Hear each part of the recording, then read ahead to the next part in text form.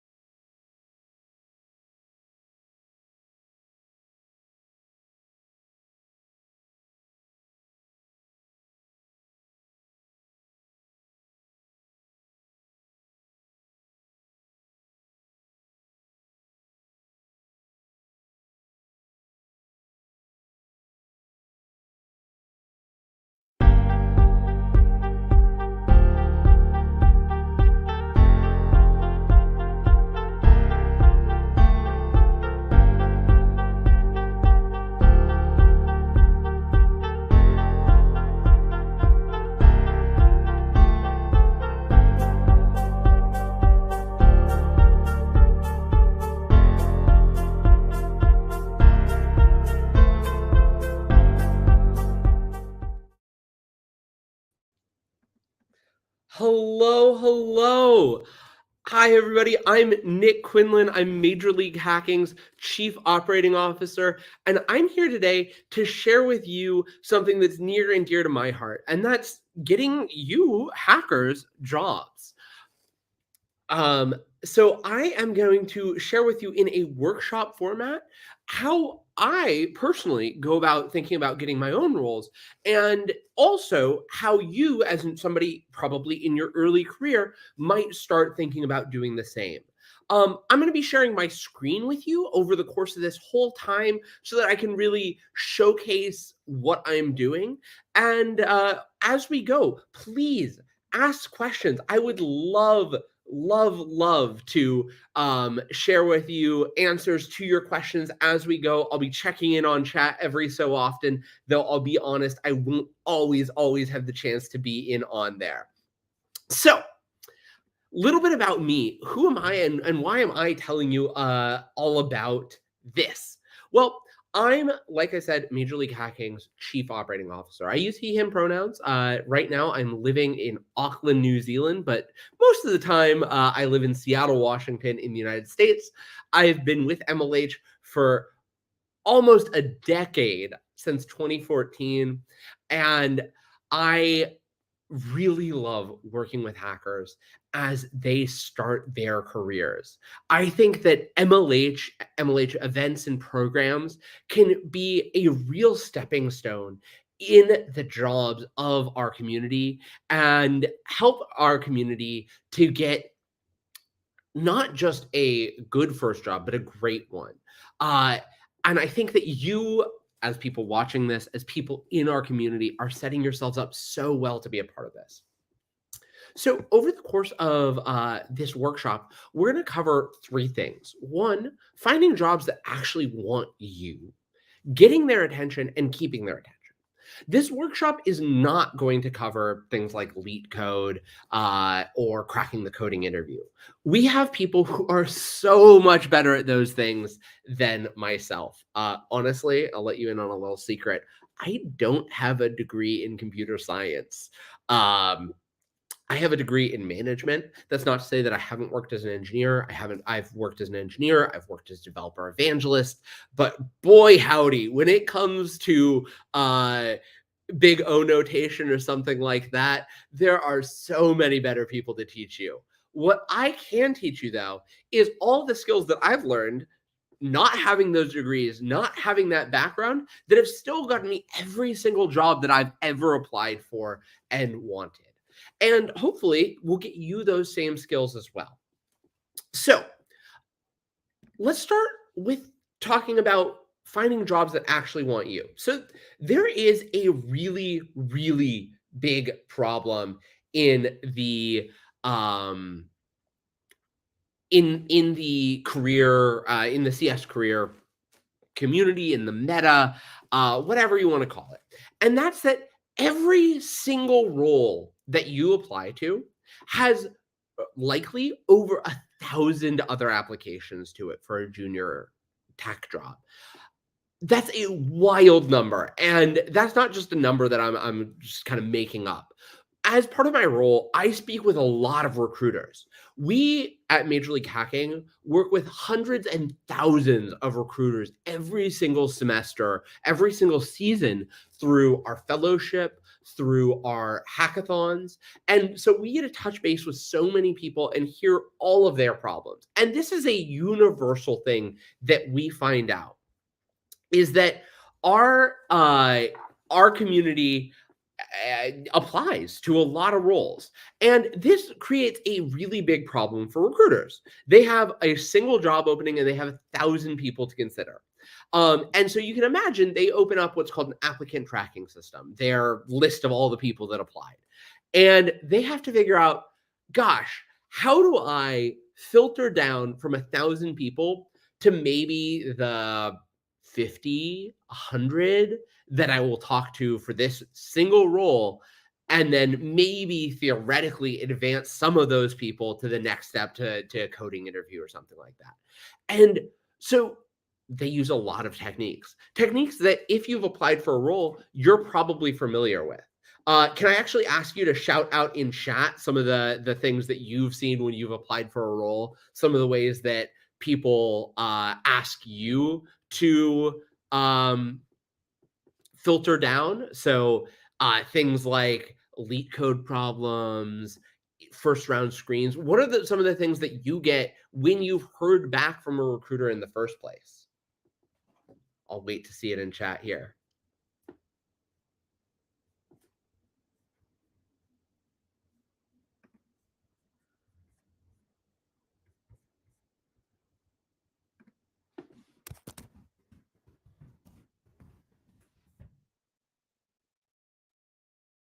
Projects.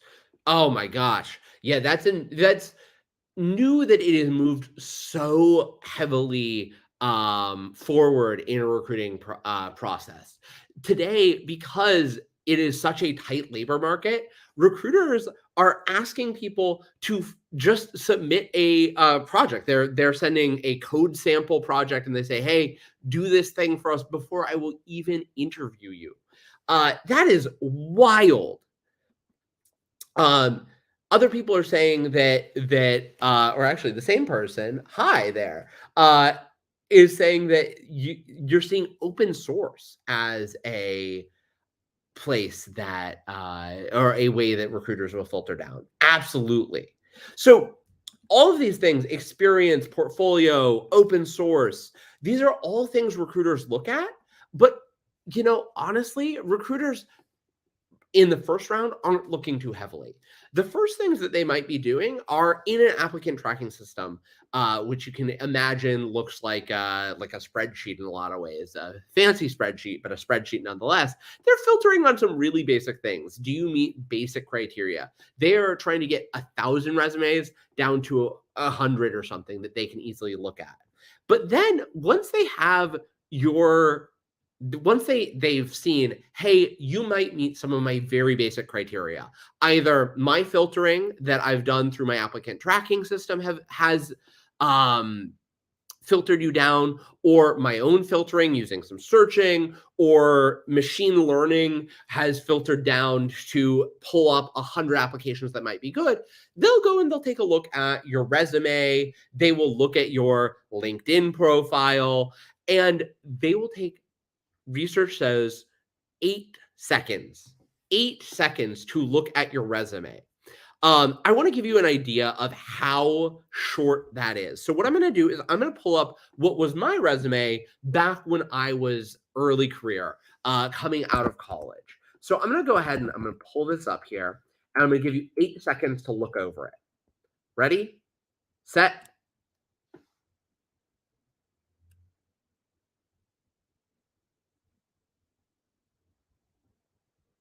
All right. Well, gave you a little too long. That was 8.5 seconds. Now, what do you remember from my resume? Again, type that in chat. Do you remember anything? Let's see.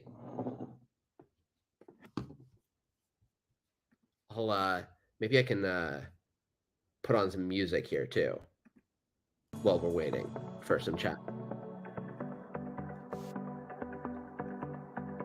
Way remembers my degree.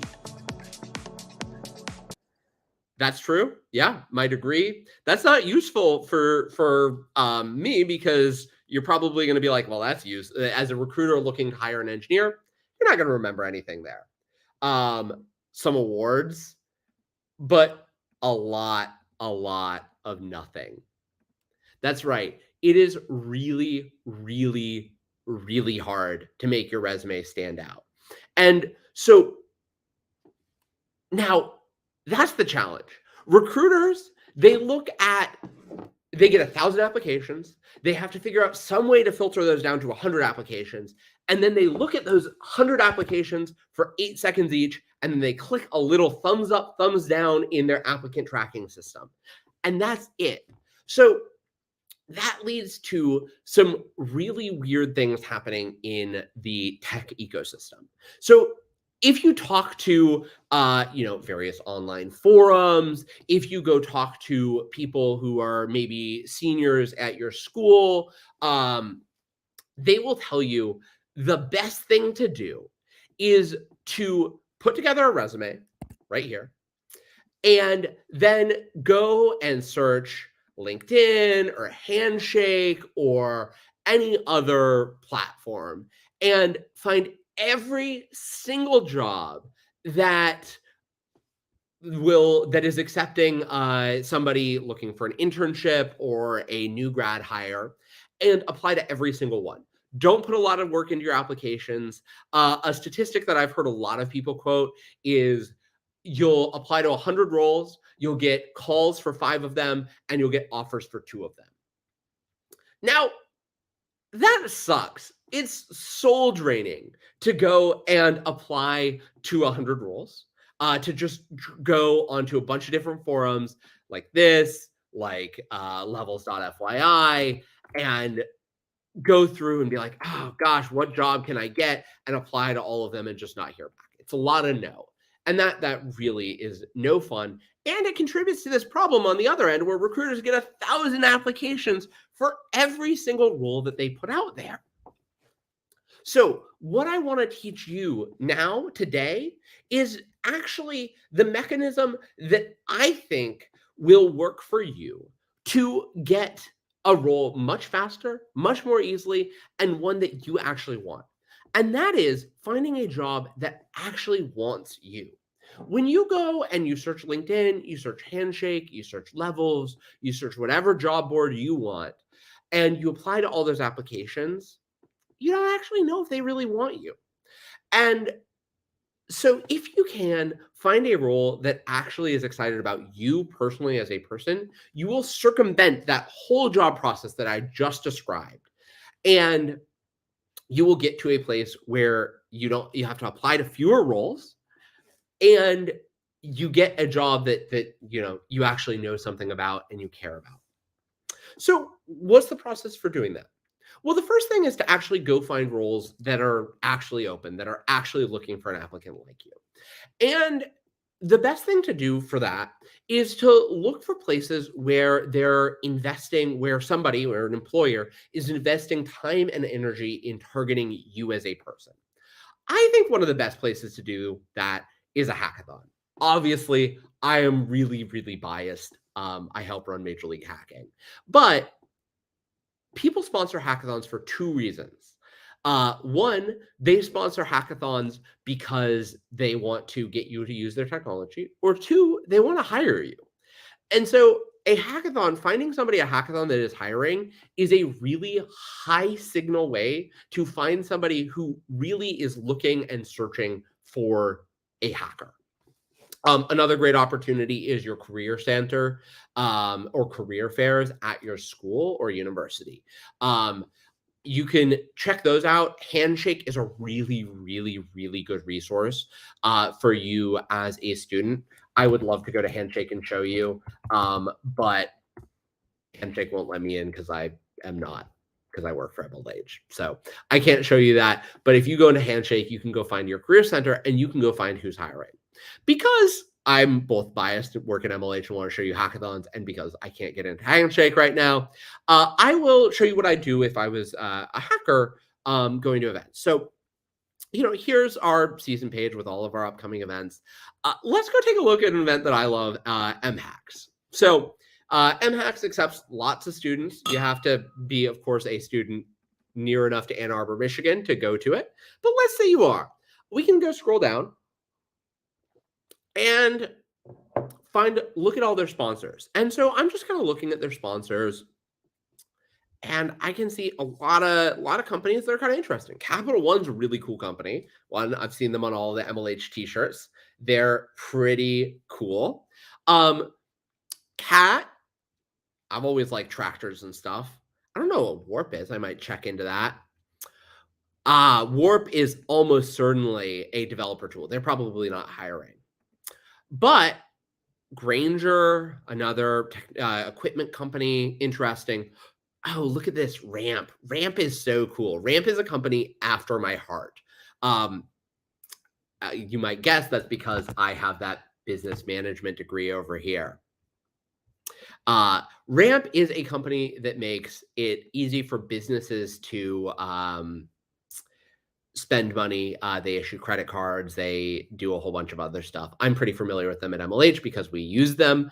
But they're a really, really cool company. And if I go down to their careers section, which is usually somewhere on their page, right here, careers, see open positions, and search intern.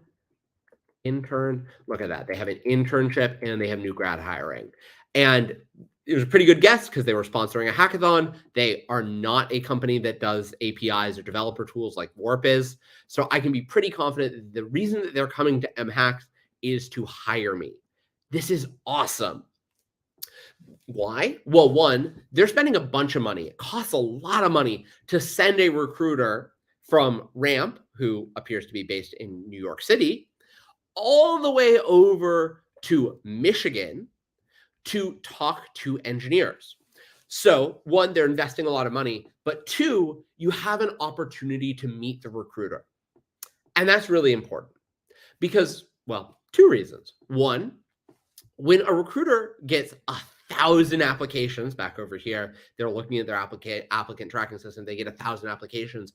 One of the things recruiters do, and they've told us this time and time again, is they actually really don't look through a lot of them. They look at the people that they might have already met. So when I meet somebody as a recruiter, I'm at MHacks and I meet somebody, I will remember their name and I will search for them in the applicant tracking system, which is really great.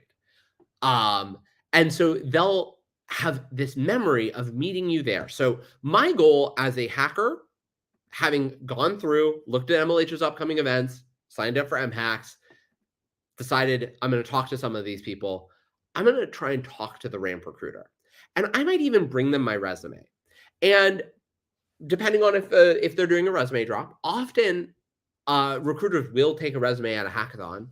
If they do, they'll sit and they will look at your resume for much longer than the 8 seconds. And they'll even talk to you about it. And that will get them to remember you as an applicant when they go back into their applicant tracking system. This is really powerful. So I've identified Ramp is a company that I might want to work for, or at least that might want me to work for them. And I'm going to plan to try and talk to them at MHacks. That gets me to the next step. I want to get their attention. It is really easy. So MHacks is an event that can have as many as 1,200 hackers at it. That's a lot of people. Now, not everyone's going to talk to Ramp, but some of them certainly will. Let's say even 1 in every 5 hackers talks to them. That's still hundreds of hackers, 200 hackers, yeah, 200 people talking to that recruiter at Ramp. How do you stand out as somebody who wants to go work at Ramp or Qualcomm or Ford or whomever else you're going to talk to? Well, is to do some research. And this is something that when I talk to hackers, I get a lot of pushback on. When I talk to my friends, I get a lot of pushback on this. When I tell them, go research the company that you think you're going to apply to, they say, gosh, like, I really don't want to do that. That is, it is going to put, I'm going to put so much emotional weight into this one application. And if I don't get it, that no is going to hurt so much more. Honestly, that's true. It will be less fun if they reject you. And it is very possible that they take a look at your application and they say, no, this isn't a good fit. But it's possible. It is significantly more likely that if I invest this time and energy into researching one company or maybe 3 companies, it is much more likely that I will get interviews at those companies. I will have the opportunity to practice interviewing in real life and maybe get a job from one of these 3 companies that I invested more time, energy, and excitement into than anywhere else. So I think it's worth researching the company. So let me show you how I do that. Again, I want this to be a little interactive. So I'm going to show you exactly what I would do if I'm researching Ramp. So the first thing I'm going to do, I'm going to pull up this screen. I'm going to just open up a Google Doc here. This is exactly what I did when I was starting my first job hunt out of school. Is I would research companies. I'd write down a lot of information about them. In fact, I wish I had it with me in New Zealand, but I did not bring it all the way across the ocean. I still have my binder of research. And granted, back in the day, this is a while ago, I was still printing out stuff. So I had a binder that was this thick, full of information about the 3 jobs I was going to interview for so that I could pull it up in interviews. But let's take a look at Ramp. So let's figure out first, what the heck does Ramp do?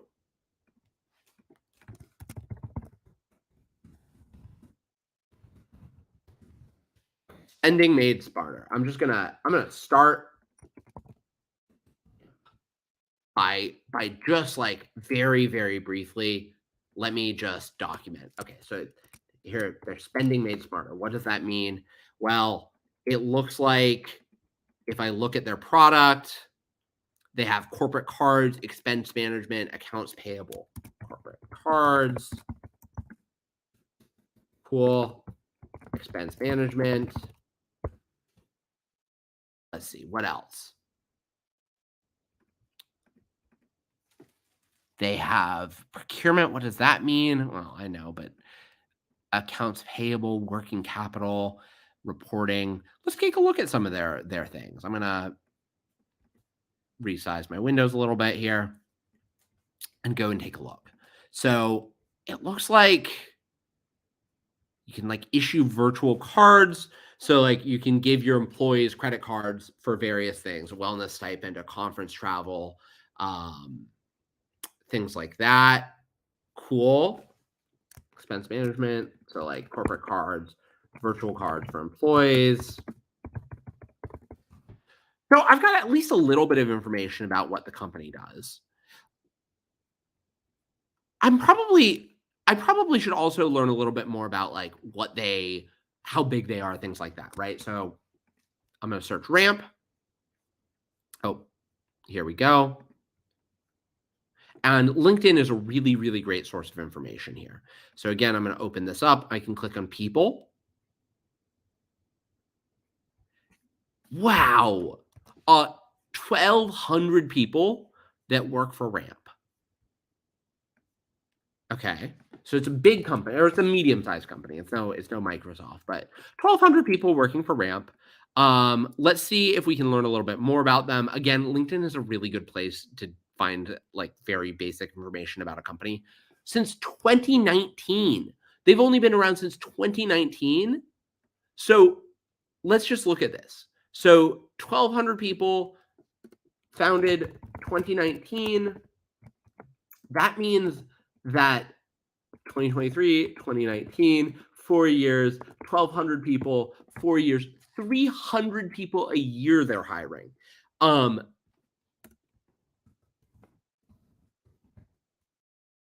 So that's a really interesting thing that I can start thinking about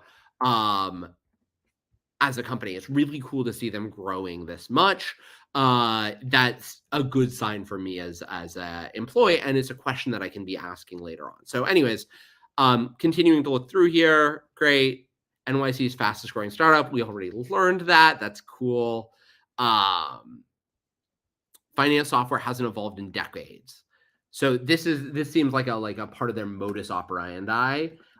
So we can talk to the recruiter a little bit more about this. The next thing that I'm gonna, this is at least a little bit of research into the company. Let's go look at the role. I just found out that they have a role. I should probably look at it and make sure that I'm a fit for it. But let's go look at it. I'm going to say that I'm looking at their back end role. Let's look at their back end and their front end roles real quick. Boom, boom. So here's their back end role. Again, I'm going to read this in a lot of depth. This is exactly what they said at the top of their page. Fastest growing startup.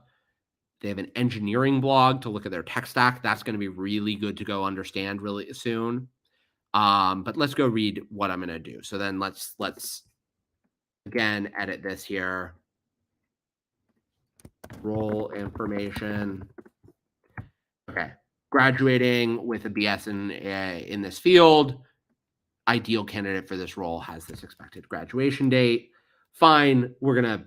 I'm going to use my resume going forward here. We'll pretend that I'm graduating 10 years in the future than where I did.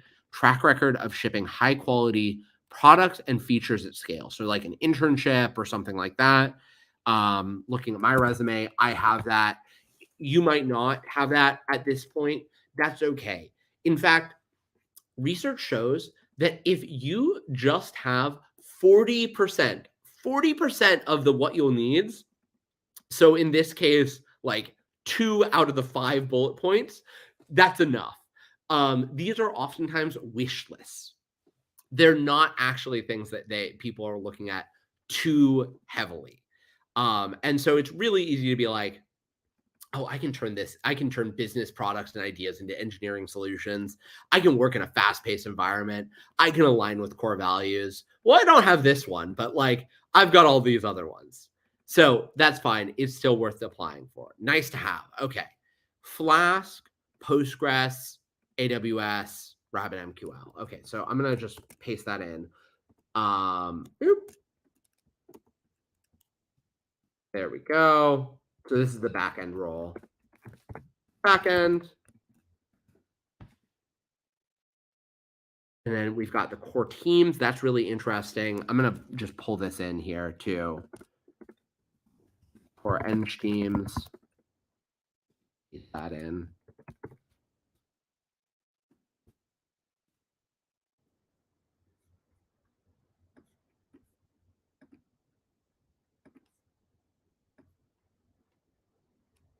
Great.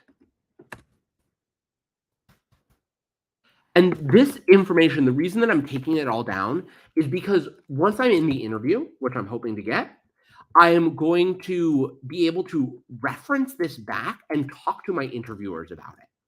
So there we go. Good first year salary, 127 through 150, and some good benefits too. Great. Pulling into this role too. Again, this looks all about the same. Let's take a look at what you'll do. The only difference is the proficiency in React and the fact that I'd be doing front end. Okay. Front end, proficiency in React. Okay, cool. Cool. So let's keep going from here. So the next step that I want to be doing here, I've got like a one-pager. And this one pager is useful for two things. One, it tells me a lot about the company. And two, it also gives me some really good information that I can start pulling into my resume. Because remember, the recruiter looks at the resume for 8 seconds.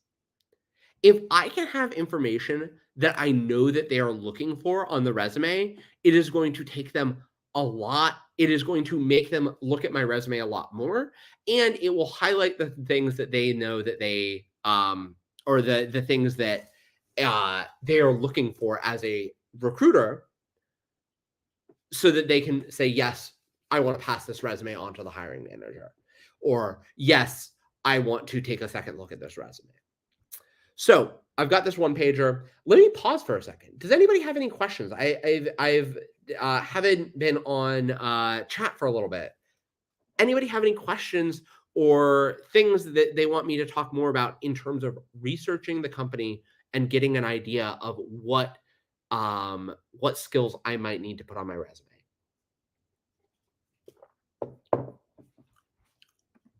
Put on some tunes again.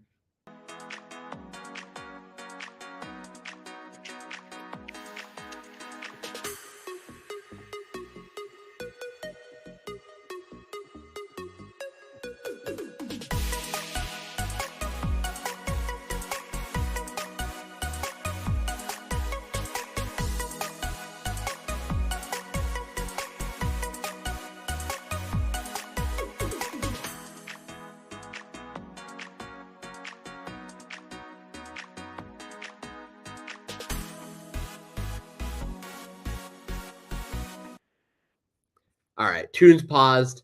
I'm not seeing any questions, so I'm going to go ahead and move on. So again, my goal here is that I want to get Ramp's attention. So I need to update my resume to make sure that Ramp is excited about me. So what I'm going to do, I'm going to pull up my resume here. This is kind of the resume that I had back when I was in school. And so it's probably similar enough to some of the resumes that you might have as a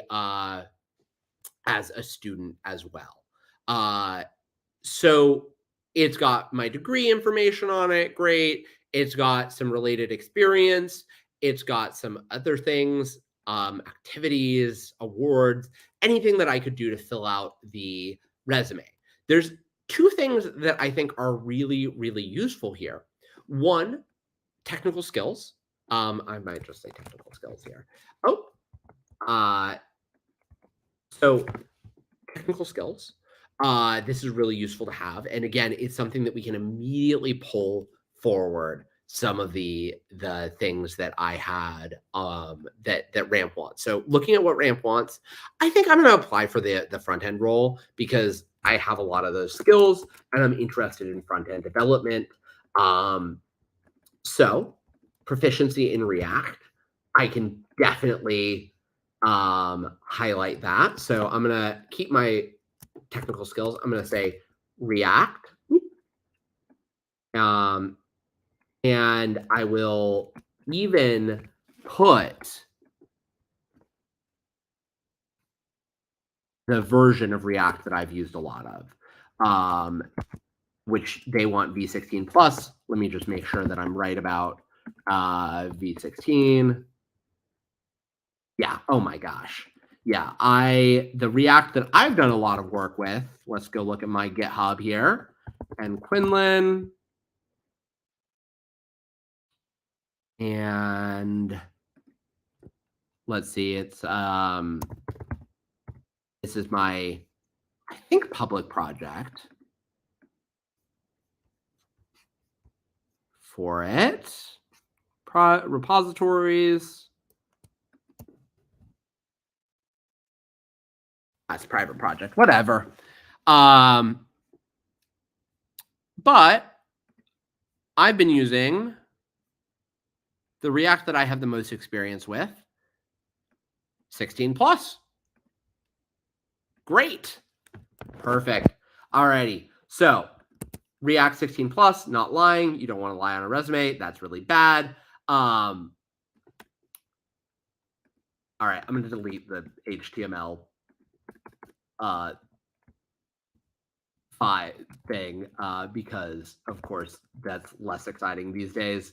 But I can do CSS, and I can also say that I've done, is it SAS, the new one, or is it SCSS? Is SCSS? So I can say that. This is all good for a front-end resume. But let's take a look at the other technical skills that they wanted, right? So Flask, I've done a lot of Flask development. So I'm going to say Python, and I'll also say Flask. There we go. Or really, what I'll probably do is I'll do Python and Flask like this, so that if I have done Django, I could also list it. I've not done Django, that's fine. I've also done a lot of work with AWS,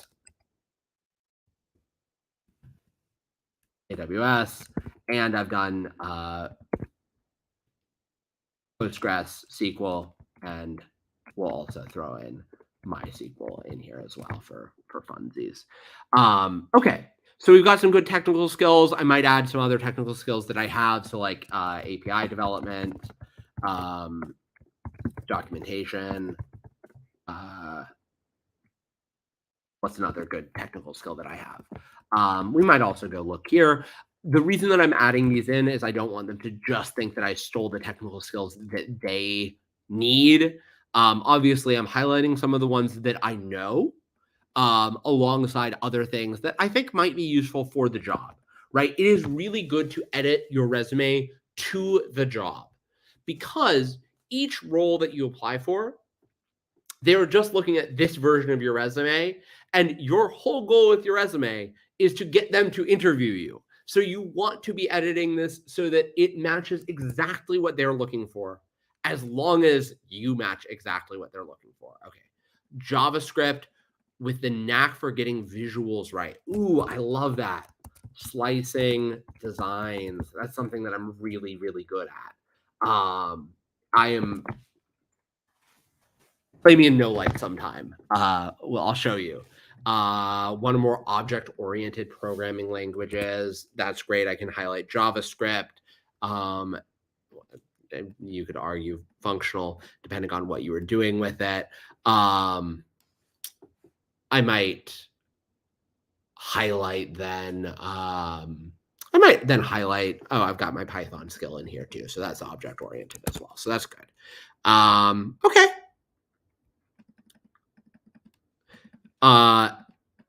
High quality products and features on a portfolio and side projects. So again, I might start taking some of these things and adding in a section of my resume that highlights some of that. So awards is kind of nice. I won a startup weekend, which is kind of like a hackathon. I also got an award at Random Acts of Kindness. Maybe I put that in there. Random kindness, so that I can again highlight some of these things here. I'll just keep editing this a little bit and start putting in additional things in my resume that match this. So track record of shipping high quality products and features. So this is definitely a high quality product, right? I won a competition with that. Bellingham Startup Weekend, created a functional startup in 56 hours, building a JavaScript Chrome extension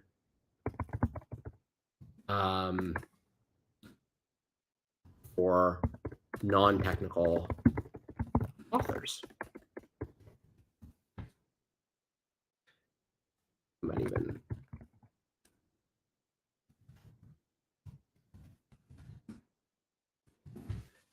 that all in there. Okay.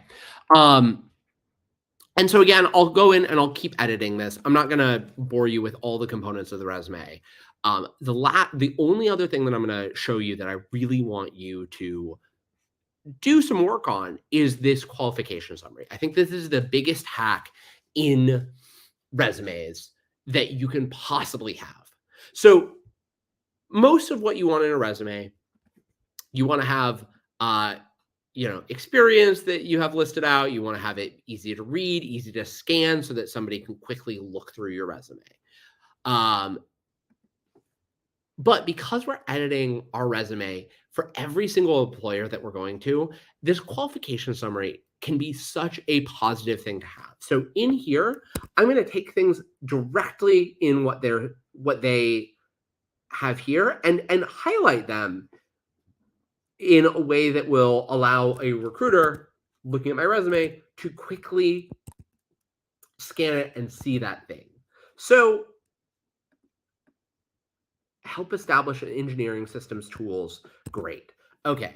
Acted. Boop. So they have this want where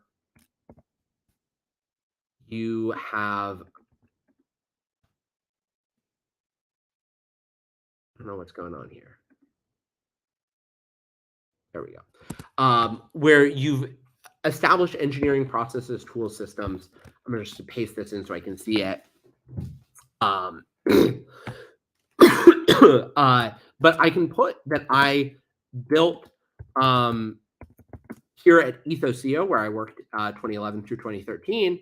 I can say that I built engineering systems, including QA, CI/CD,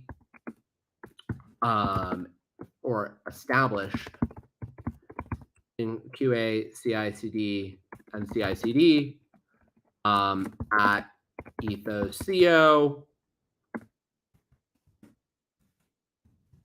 as the earliest engineer. Great. So I can show that I've done that thing, and I might even establish engineering systems, systems and process.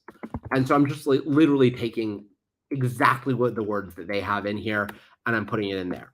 This is good, one, for a recruiter looking at it, but two, often new applicant tracking systems will take the job description and they will literally match word for word on the resume how many words are similar to this, or how many concepts, now that we've got large language models, how many concepts are similar on the resume to the job description so that it can filter. So great. All right, proficiency in JavaScript with the built 25, I don't know how many client websites I built. I think I probably built 10 client websites using designs from contract designers. Built 10 interactive client websites using designs from contract designers. You know, I might also, on the JavaScript front, high quality products and features. Oh, this is easy. Created 2 websites that received coverage on The Verge and TechCrunch, which demonstrates that high quality product. Microsites, great. And I might even, if these were on my GitHub, which they're not because I really did not do a lot of GitHub work back in 2013, but I might link to the GitHub projects. I might be like github.com/nquinlan/ or whatever that link is, so that I can reference that and somebody can click through. Anyways, so I built that out here. And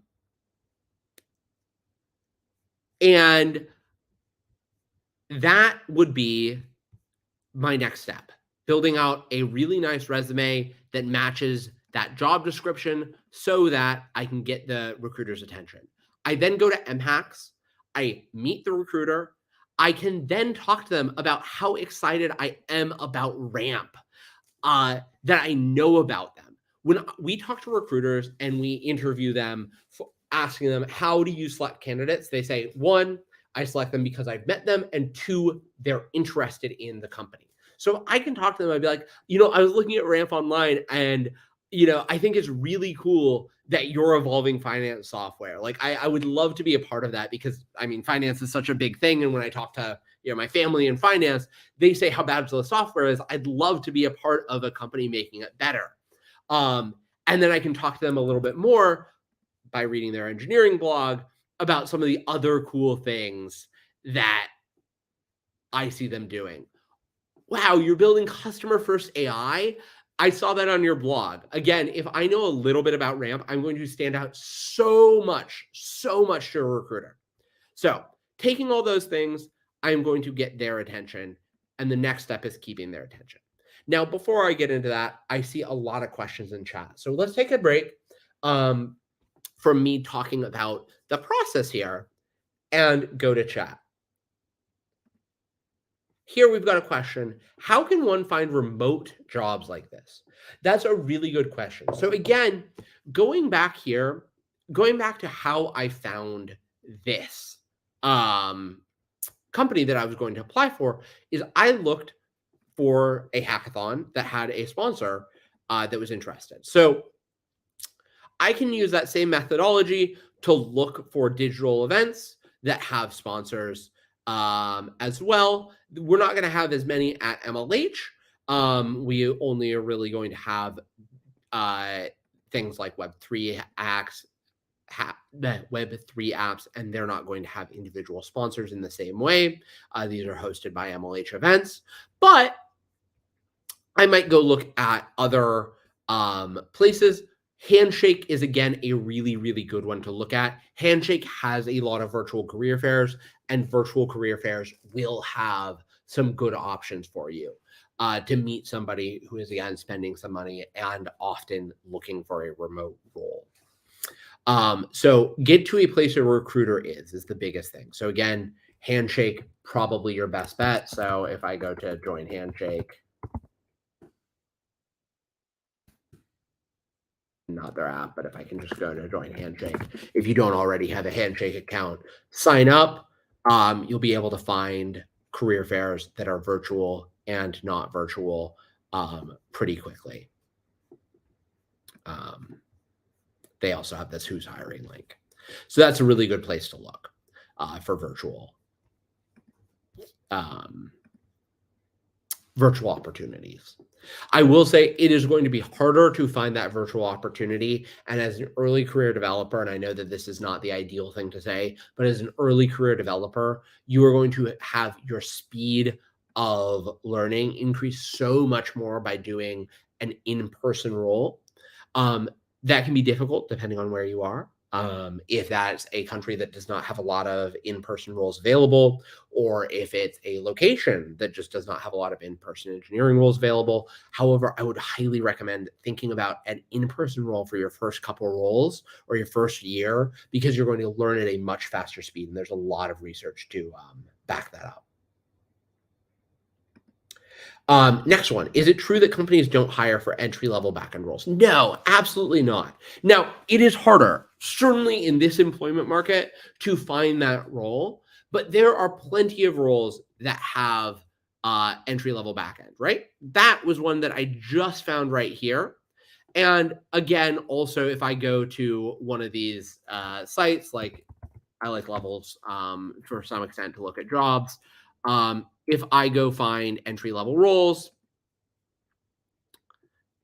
I can find lots of, let's find software engineering roles, lots of roles that, we'll not look at those, lots of roles. Here's Tesla hiring, here's MasterCard hiring, for back-end roles.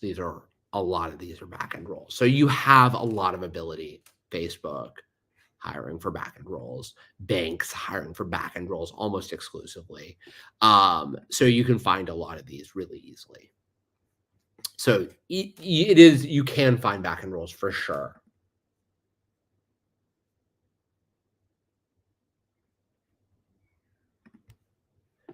As Sam says, without meeting somebody in person, it's a lot harder to get their attention. Now, there are ways to get their attention otherwise. And so I do want to lead you through some of those. one of the best things that you can do to get somebody's attention if you're not meeting them in person, which sometimes you're not going to be able to. A great example of this to pull on my own journey is at my first role out of college, this developer evangelist at SendGrid role, I met nobody at SendGrid in person. I had never even heard of SendGrid. Well, I'd heard of SendGrid before I applied, but I had never met somebody from there. And the way that I got this role and the way that you can go and find to stick out, like Sam says, like I'm really emphasizing a lot here, is finding people in your network who are marginally connected. So LinkedIn is another really, really great source for that. So let's take Ramp, for example. Let's say I'm not going to be able to go to MHacks, but I still want to meet somebody from Ramp and I still want to stand out to them. I can still do that. So I'm going to go to LinkedIn and I'm here on LinkedIn.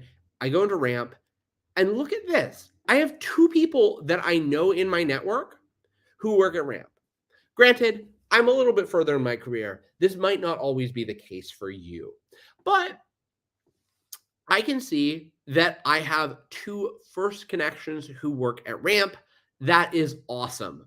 Viril, who is actually an MLH hacker, really cool, definitely awesome guy, and Matt. So I would just message them and I'd say, hey, you work at Ramp. Would you be interested in referring me to Ramp, or could I talk to you a little bit about Ramp? I'm looking at a role there.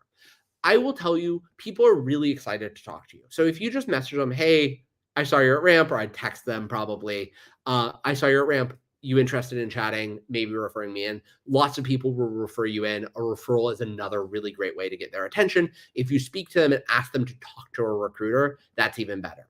Now, I have a lot of first connections. I bet you I have even more second degree connections. Oh my gosh, I have so many second degree connections at Ramp. Let's take a look at those. So what I do is I just go click into the second degree connection and see how I'm connected to these people. Oh, great. I know these people pretty well. I would just message them and I'd say, hey, you know Andrew, can you connect me with them?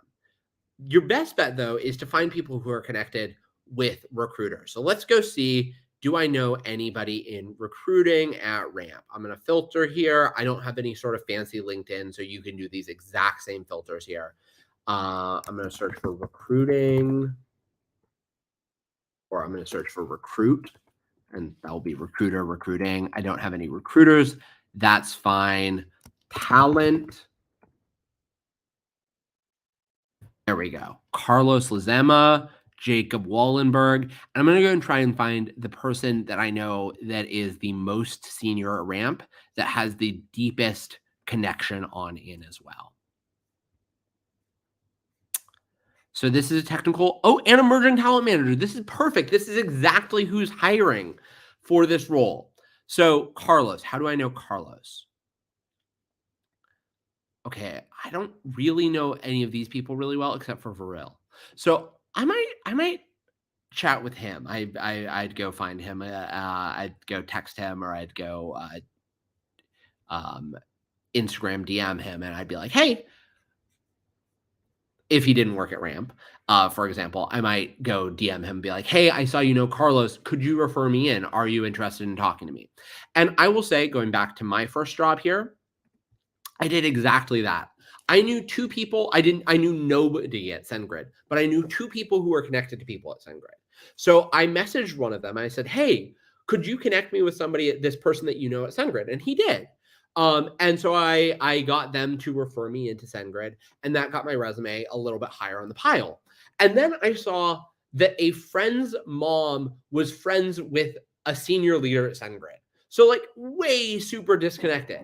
But I saw that this woman, Nancy Trigg, which was just a friend of mine's mom, and she was connected with a bunch of people, probably still is, connected with a bunch of people who worked at SendGrid here, and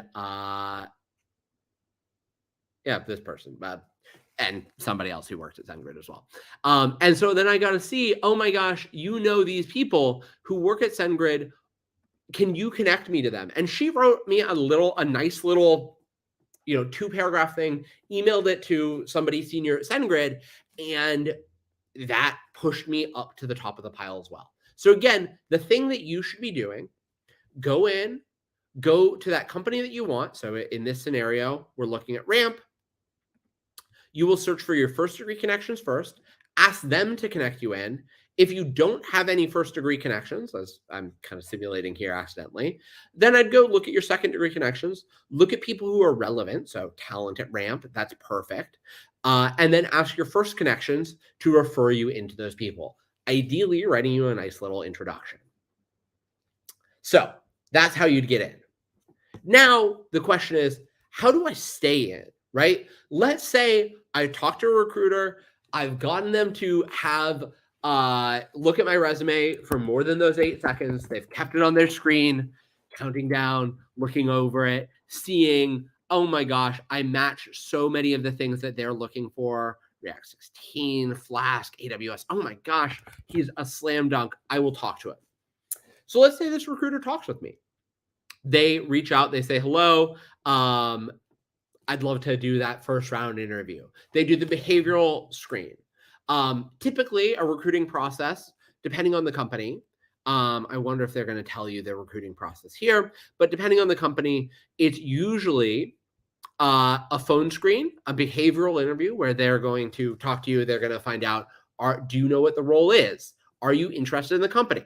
I will tell you, as somebody who has done hundreds, if not thousands, of these first round interviews, interviewing people at MLH, those are the two things I'm really looking for. Do you know the role? Are you interested in the company? Do you have any deal breakers? As long as you can prove those things, you have your little cheat sheet that talks about Ramp, where I can talk about some of the engineering that they do. I've read some of the blog posts. I can tell them why I'm interested in Ramp. I'll probably get through that stage. As long as I meet 40% of the criteria on the job description. So it's really easy to stage to get through. Then I'll keep getting advanced, and there's the cracking the coding interview stuff. You'll have some technical conversations, and then some final round interviews that are probably some mix of technical, personality, and just team-based interviews. For each one of those interviews, it is an opportunity for them to say, hey, no, you're not quite a fit. Research has shown that engineering interviews do really interview a lot for skill. They're going to be doing leet code challenges with you. Even leet code challenges are a lot based on personality once you are in an interview. Interviewers often make up their mind on a candidate in the first 30 seconds of an interview. Again, this is research backed. In the first 30 seconds of an interview, people will make up their mind if they like you or not, and their answer rarely changes if you pull them yes or no in the first 30 seconds to the end of your 30-minute interview. The skills matter a lot. They are not the full ball game. Often it's about having somebody really like you. And so the question is, how do you do that? One, taking an interest in them. So let's say we're going to be interviewed. We already found Carlos. Let's say Carlos is going to interview us. It's very, very possible that to go look him up and find out a little bit about him. Well, we've found out we know a little bit about Carlos. Well, one, he's used sites that we've been on, right? He worked at LinkedIn. He worked at Levels, which we just took a look at as well. So I can talk to him about all of that. And I can also ask him about founding the Emerging Talent Program at Ramp, what that's like, taking an interest in Carlos, or even just talking about some of the things that I know he did in the first little bit of the interview is going to be incredibly valuable. So again, I'm going to go ahead and I'm going to open up this Google Doc that I have, and I'm going to create another page, which is interviewer information. I'll say Carlos, and I know that he's a founding member of the Emerging Talent Program at Ramp. I know that he worked at LinkedIn, Levels, and Ramp, amongst others. I'm going to brainstorm some questions to ask him. It is always incredibly important for you to have questions. about a company, one of the worst things that can happen, all of your interviewers are going to be trained to ask you, do you have any questions for me? One of the worst things you can do is say, I have no questions. You should always, always, always have questions. It's going to be one of the best ways to keep Carlos's attention. So what am I going to do? Well, let's start thinking of questions. So for Carlos, for a first round interview, a really good one is like, what makes an ideal candidate for ramp? Easy. Great question to be asking. And then you can, after listening to him do that, you can then repeat back. I hear this. This is why I'm really excited, because I think I have some of those skills, and then list those in. You can also ask him, like, what made you found the emerging talent program at Ramp?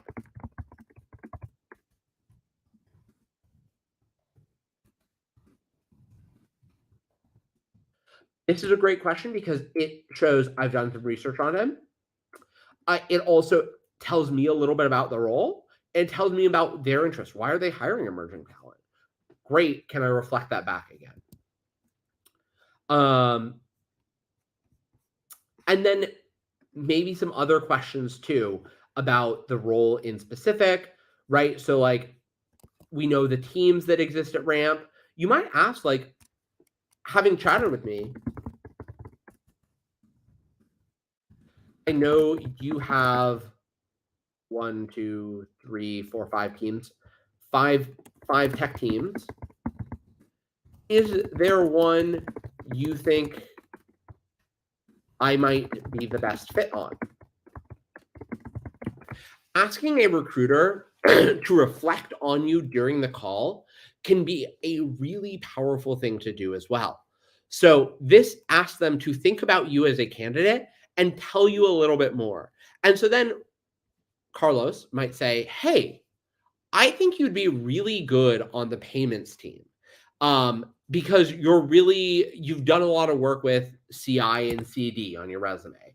And it's really important, because we're dealing with money and there's no take backsies when we're working with a bank, that we do a lot of testing. And so you being knowledgeable about things like that is really good. And so I think the payments team could be really good for you. And then you can say, oh, I love the idea of the payments team. I'm really excited about that. So I've got some questions. I've got some things to talk to about. So that's what I'm going to do. I'm going to take some time. I'm going to get some questions. I'm going to get to know Carlos, and I'm going to prepare for his interview. The final thing that I'm going to do to stay on Carlos's radar is I'm going to send a thank you email to my interviewer. Immediately after the interview, I'm going to send him an email, and it says, hey, thank you so much for taking the time to speak with me. I'm going to reference something that that we talked about in the interview. So opening up Gmail just to fake this out really quickly. Carlos, whatever. Hey, Carlos, it was great chatting. Thank you for taking the time.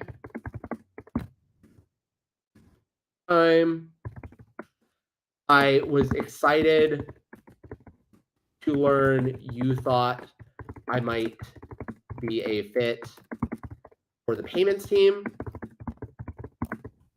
at Ramp, because blah, blah, blah. I'm eager to learn next steps.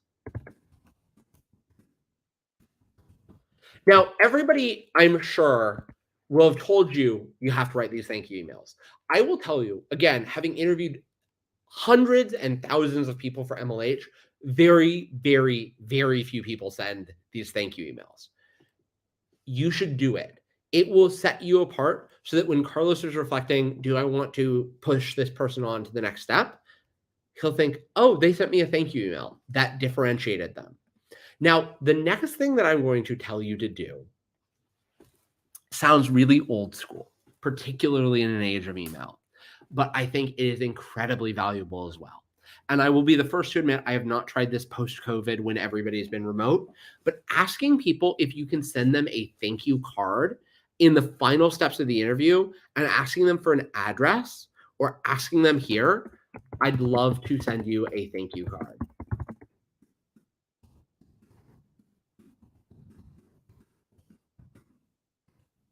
And sending them a physical card sets you apart from every other candidate in the world. I know that that sounds old school. I know that that sounds like I'm a boomer and I don't know what I'm talking about. I promise you, if you send a thank you card and you can make it techie, you can make it different, you will stand out in such a different way.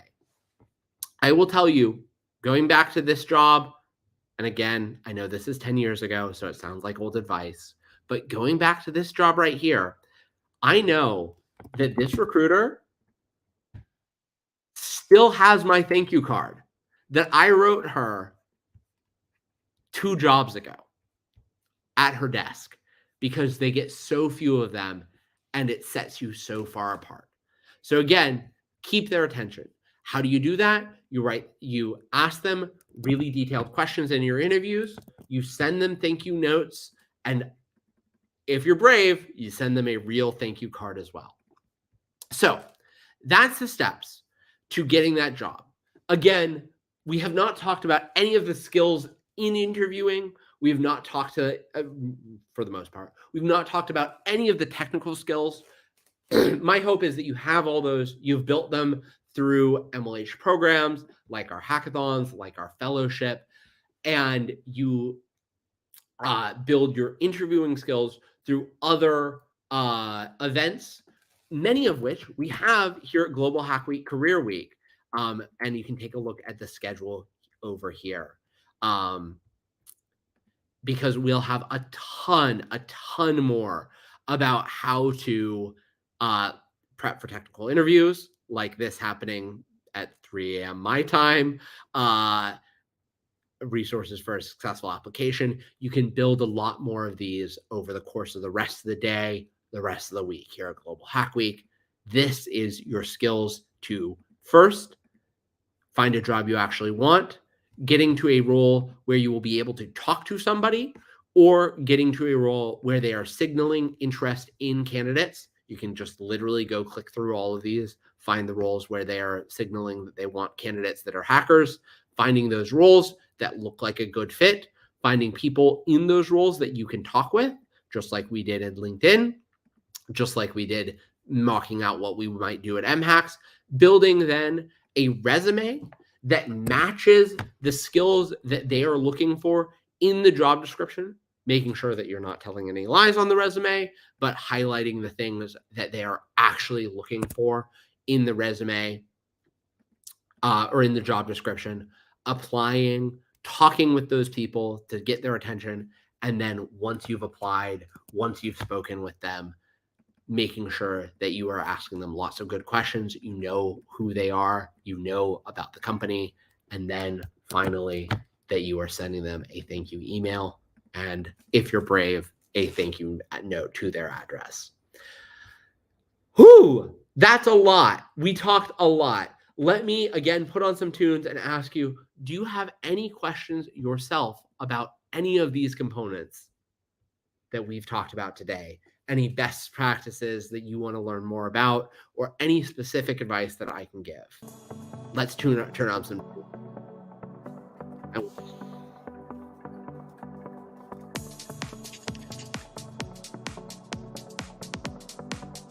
And if you don't ask any questions, we'll just be doing this for another 5 minutes, where I'm dancing really well.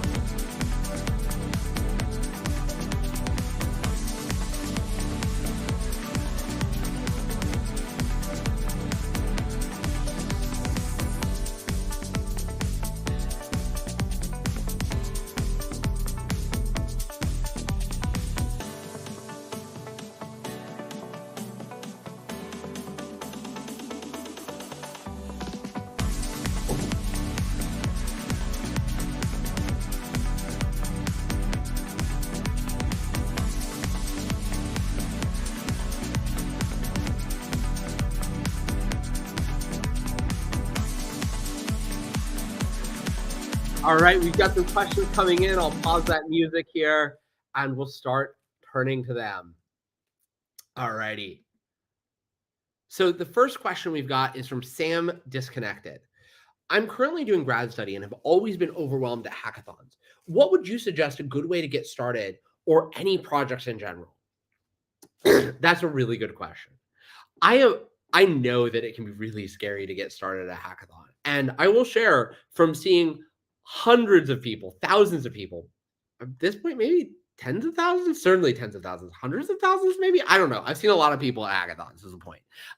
Having seen a lot of people go through hackathons, people spend a lot of time trying to come up with the best project. In fact, at a 36-hour hackathon, more than half the teams don't have a project by the start of the second day. That is wild. My advice, don't get too hung up on your project. Come up with something small. It does not have to be the best project in the world. Find a group of people who are interested in doing something. Maybe it's something that solves a problem in your day-to-day life. And then just start building it. Start trying to build the minimum viable project. Don't work too hard don't worry too much about any single part. The first step is literally just get started. We have lots of great team building events at hackathons to help you get there, to meet that team of people who you can start building with, and then just start hacking.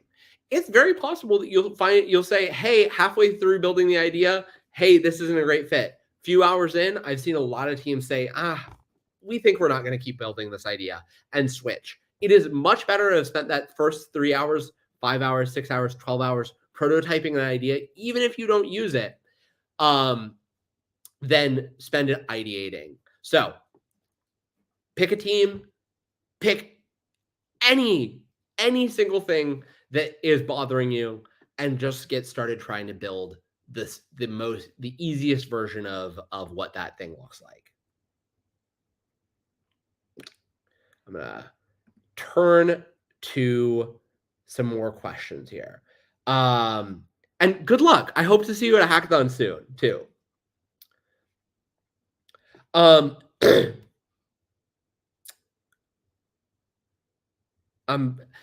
We've got this question here. What are the tips you have for someone who's recently graduated from college? That's a great question.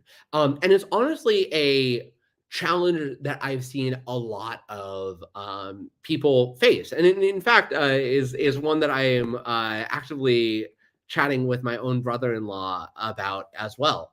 You can have just graduated college and it's a little bit more challenging. You feel like you don't have the same rails of support. The first thing that I will say is your college's career center or your department's career center is a really good place to look. A lot of people think just because they graduated, their career center won't help them out anymore. That is absolutely not true. In fact, most university career centers will help you for at least a year after you graduate. So turning to your university career center and looking to them for what employers are hiring and trying to still go to the career fairs that are at your school or related to your school is a really, really good first step. 2, you can, even if you're not going, and you can go to MLH events up to a year after graduating. So go to MLH events because people are looking for new grads. And honestly, for a number of employers who are looking to hire a brand new grad, and I would guess, I have no inside knowledge, but I would guess that Ramp would be even more excited to hire somebody who is available to start today than somebody who is available to start in 6 months. So go find events, go connect in with your university. Those resources exist for a long time after you graduate. And then just look for those new grad roles still. Even if somebody's hiring for people in 2024, it's a pretty good indicator that they're also looking for somebody else. And using the same tips I gave you, if you apply for this 2024 role, if you go apply for this 2024 role, sorry, I'm not sharing my screen. There we go. If you go apply for this 2024 role that Ramp has, and then you go find the recruiter who is recruiting for it, just like we did here, you might even message them and say, hey, I just applied for this role. I'm really interested in it. I just graduated, and so I'm actually even available right now. And that might be something that gets you to the top of their stack. Um, so go to your career centers, go look at MLH events, take those resources, and then connect with the right people at the right companies.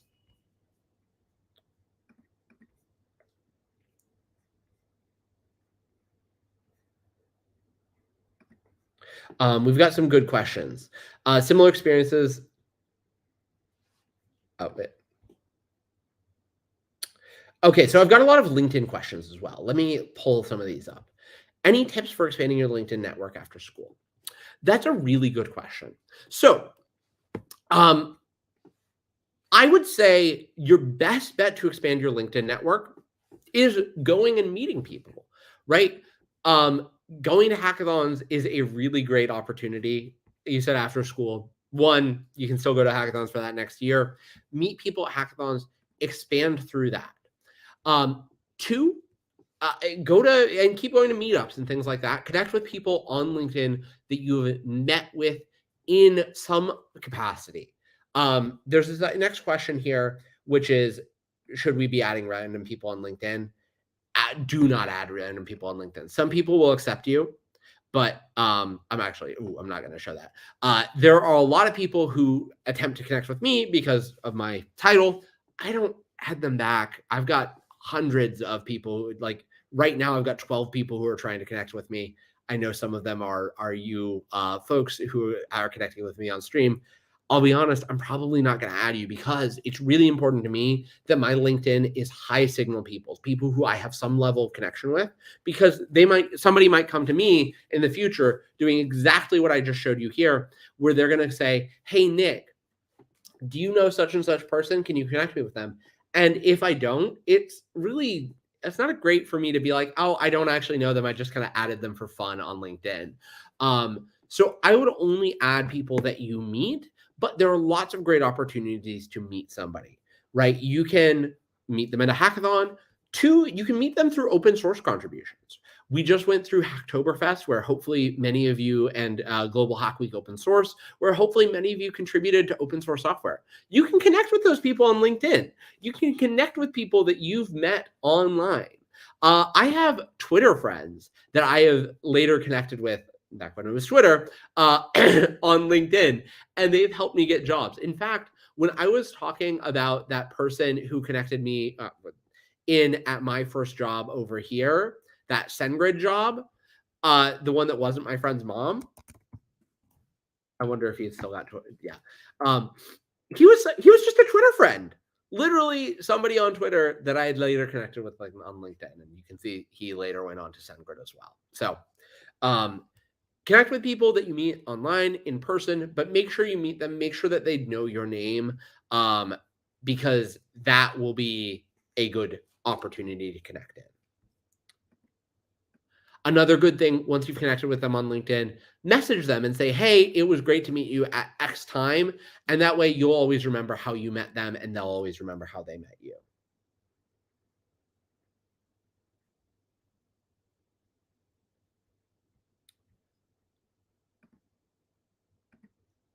I've got this other question here. Do you have any suggestions for mid-career people? I've submitted my application online, but have been ghosted. Man, yeah, it's not fun. Lots of applicants will never hear back. And that's really why I don't recommend applying to hundreds of jobs, because you're just never going to hear back from a lot of them. The best thing you can do is exactly the same thing I was showing you here. But as a mid-career person, you have so many more opportunities to connect with more people, right? You probably have more LinkedIn connections. If you don't, go add all of your former coworkers on LinkedIn. Those LinkedIn suggestions, I don't know where they are, and I hide my LinkedIn feed here.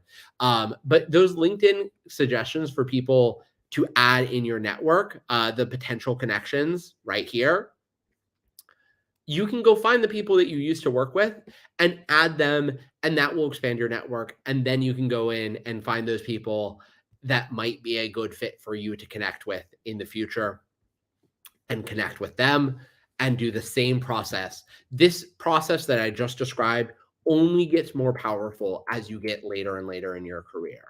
But the number one thing you can do as a mid-career developer is let people know that you are looking. 80% of job applications, 80% of job applications or roles are not advertised. That means that when I go onto LinkedIn, and I keep thinking I'm sharing my screen and I'm not, so I apologize. But when I go onto LinkedIn and I click in and I look at the jobs here on LinkedIn that could be a good fit, I'm only seeing, or if I go on levels and I see there are 12,000 jobs out there that are hiring based on the filters that I have, that is not even a fraction of the 60,000 roles that are available. So let your network know, post on LinkedIn, hey, I'm looking for a job. Message people that you're friends with, that you've worked with in the past, and say, hey, I am looking for a role. Do you know any that could be a good fit? Here's what I'm looking for. They might know somebody who is looking for somebody. That is my best piece of advice for you as somebody in your mid-career. Use your network that exists already. Message people, be loud about it, because you will be more likely to get into those roles that are not yet advertised. And because they're not yet advertised, they don't yet have the 1,000 applications for them. And that means that you're probably standing out against 2 or 3 other candidates, not 1,000.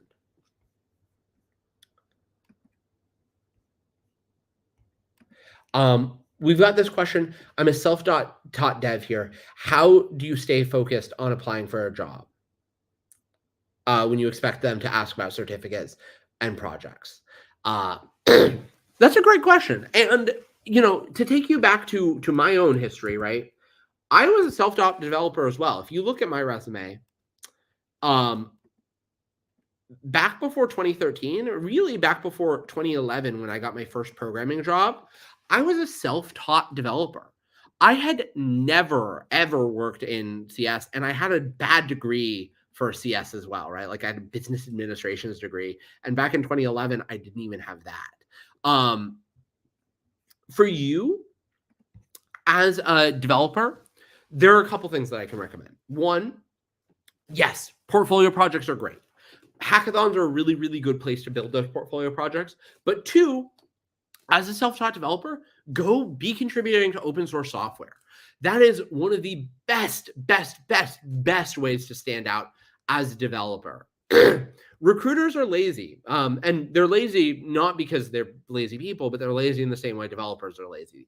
They have a lot of things to do, and they cannot be, and they only have 8 seconds to look at your resume. One of the things recruiters will do is they will look at your contribution graph on GitHub, right? This is back when I was doing full-time engineering and not being the chief operating officer of a company. They'll look at your contribution graph. So if you can have contributions, and ideally contributions to open source software, like I did back here, that is really powerful. Back when I was an early career developer, I was publishing lots of extensions. I mean, back then it was jQuery and WordPress. But if you can be publishing things like I have a Jekyll extension or React extensions, things like that, publishing your own open source software that is useful for engineers, that's really, really great. Or contributing to real world open source software as well. You can see, I think, my own contributions outside of MLH. I don't know where I'm going to see that. You can see, like, I go and I contribute to real open source software. This was an extension that I contributed to in 2022, 2021. Clearly I contributed somewhere, but not showing up. Who knows? But you can go and you can find people who have software. USound was another one. This is something that I just used, and I went in, I solved an issue that existed for this person and contributed to real world open source software. So go do that, build your portfolio in that way.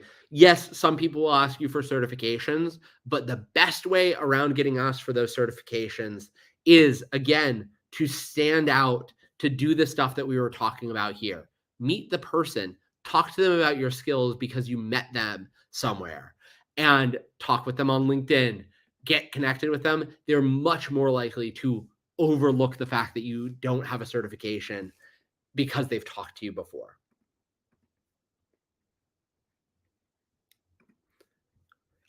You have this question: how do you know who your interviewer will be so you can connect with them and do research with beforehand? Couple answers for that. One, again, if you meet them at an event, like I used MHAX as an example here, probably your interviewer will be the person that you already met there because you've already spoken with them. They will be the person you're talking with. If you're not meeting with them at an event, depends on the size of the company. Ramp, the example company that we were using, is actually a really good example of this. If I go back and I search for people who work at Ramp, who are my connections, you can go ahead and look at the people here. At a 1,200 person org, they're probably not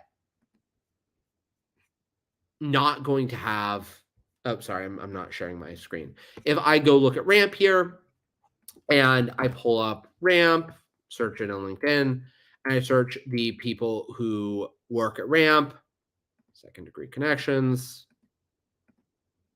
and I look for people with the title of recruiter, they're probably not even going to be that many, right? So recruit. Oh, they don't have recruiters. We figured that out. It's talent, the keyword they use.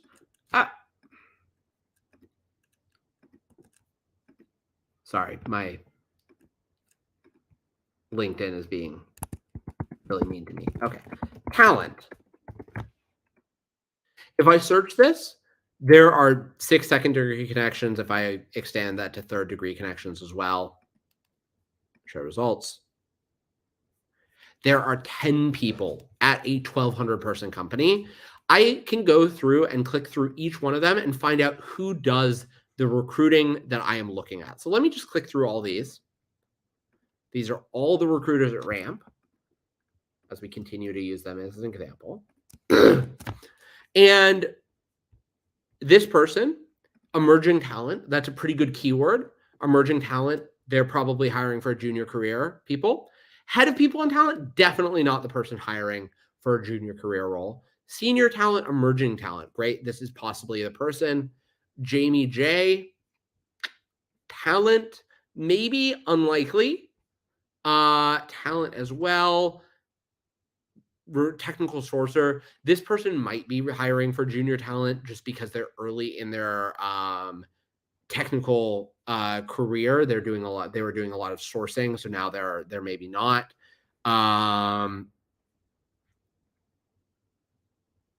Let's see what kind of stuff he does. He's a manager in recruiting. I can see like ran a recruitment firm, managed a team, probably not somebody doing that first round of interviewing. Here I can see this person's doing executive search. They don't seem to be doing junior talent. Here, emerging talent program coordinator. This person is not doing sourcing. They're actually coordinating in the end. They might be somebody who's interesting to at least research. This person's on contract, probably not my first person as well. And then this person, emerging talent. So now I have 1, 2, 3, I have 4 people who are likely to be interviewing me at a 1,200 person company. I just do research on each one of these people, honestly. And then honestly, it will also probably be on your calendar invite, depending on the applicant tracking system. It may or may not be, but it's not a big ask to research 4 people and think of 4 sets of questions to ask.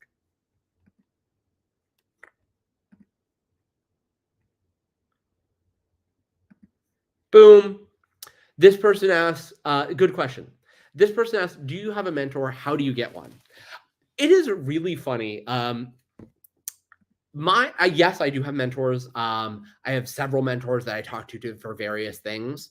Back looking at my own career here, back when I was at SendGrid, one of my mentors is still the CEO of MLH, and he's still a mentor of mine today. And that's our CEO, Mike Swift.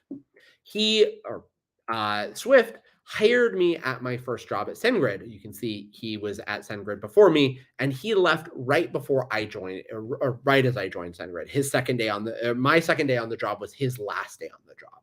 And I saw, once I joined SendGrid, everybody talked a lot about Swift. Whenever I went to an event, they'd ask questions like, do you know Swift? He's so cool. Oh my gosh, Swift. And I'd go and I'd talk to internal teams and they'd tell me all about all the cool things Swift did. And so I saw that he was somebody who was really good at the job that I had just taken. And so I said, I want him to be my mentor. How do I do that? And so Swift and I went to an event together. He was working on MLH at the time, actually. And so I went to an event with him and I asked him, could we go get dinner before the event? And we were somewhere where it made sense for us to do that. So we went and got dinner and we started chatting. And I told him, like, hey, frankly, you are somebody that everybody talks about, and I'd really love to learn from you. Can we just set up a regular conversation? And the secret is most people would love to be your mentor. It is one of the most powerful things in the world to see somebody grow and be successful. And so just by asking, most people will say yes. So what I would do is if I'm looking for a mentor, I would look for somebody who's successful in the vertical that I have seen, that I am marginally connected to in some way. For me at MLH or at SendGrid at the time, I was marginally connected with Swift. I'd had a couple conversations with him. He and I met up at an event.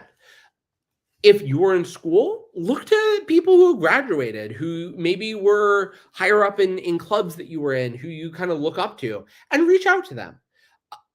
If I also have professors who are mentors of mine, former professors. I have a professor who I absolutely love named Mary Sass, and she was a professor of mine back at school. And literally, I just messaged her and I said, hey, can we go can I take you to lunch sometime? And so I took her to lunch, and now she and I meet once a year, if not more. And I ask her advice. People love giving advice. They love being helpful. If you see somebody who is successful in a career path that you want to be in, ask them if you can take them to lunch. Ask them if you can do a Zoom chat. More than likely, they will say yes. And then ask them if they would be willing to do it on an ongoing basis.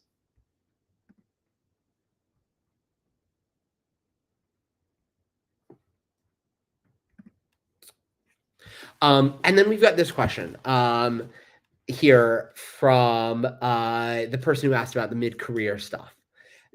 You're thinking about putting open to work on your profile. If you're currently at your job right now, I wouldn't put open to work on your profile. I do think that your current employer would see it, and I don't think that is the right thing for you. You usually don't want to have your current employer know that you're looking for work. There are exceptions to that rule for sure, but I would say, like, from your best interest perspective, probably not the right thing to be doing. What I would be doing instead, as we talked about back when we were talking about your question here, I'd be reaching out to people at former jobs or people who have left your current job and saying, hey, I'm looking for work. You can be pretty broad in your outreach to those people, right? You might just text all the people that you used to work with or LinkedIn message them, but I wouldn't be putting open to work on your LinkedIn profile. LinkedIn does have a way where you can put this open to finding a job. I'm not going to click into it, where we'll hide it from people who who work for your company. It's not perfect. I wouldn't necessarily do it myself if I were doing that. So you can show recruiters, and you can control who sees this. You can say get started and then click these things, right? Like whatever. And then hit this, and you can say recruiters only. I wouldn't do it because, oh, sorry, you didn't see my screen. You can say, show recruiters you're open to work. This is just kind of what LinkedIn is generating, and I can say recruiters only. I don't know that I would absolutely do that. I think that your current job could find out about it. you don't necessarily want that. So I wouldn't necessarily do it. Just message people that you know. I think those are all of our questions. Let me just do a final scroll through here.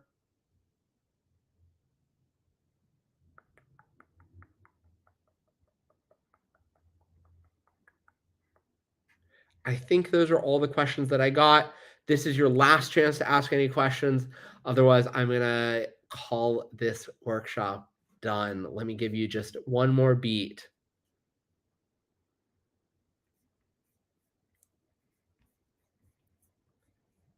All righty. Well, that is the workshop. Thank you all so much for joining. It has been such a pleasure to spend a little bit of the day with you. I really hope that this was helpful for you. I really enjoyed it. I cannot wait to see all of you go be very successful. Please use MLH events, our programs, as resources for you. I would love to see and hear what you continue to do. Please be posting on LinkedIn, sharing on our Discord when you get those jobs and opportunities. Best of luck. Thank you all so much for joining. Have a wonderful rest of career week. I hope that it is helpful for you, and I hope you learn a ton. Thank you once again. And happy hacking.